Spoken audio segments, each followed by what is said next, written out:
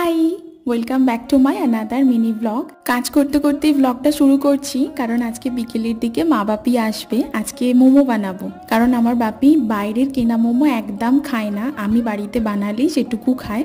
আর মোমো বানানোর জোগাড়জাটি প্রায় দুপুরে লাঞ্চের পর থেকেই শুরু করে দিয়েছিলাম, কাকিমা আর আমি মিলে।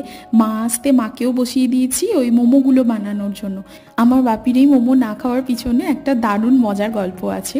প্রায় কলেজে পড়ি সেই সময় মোহাম্মদ আলী পার্কের ওখানে ঠাকুর দেখতে গিয়েছিলাম। তো ওখানে মোমো বিক্রি হচ্ছিল, ওটাই আমার ফার্স্ট টাইম ট্রাই ছিল।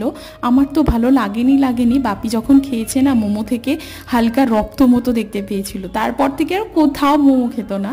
তারপর 2-3 বছর পর আমি একবার ওরকম আমার কাকার ছেলে বাড়িতে এসেছে, তো আমি বাড়িতে মোমো বানাচ্ছিলাম।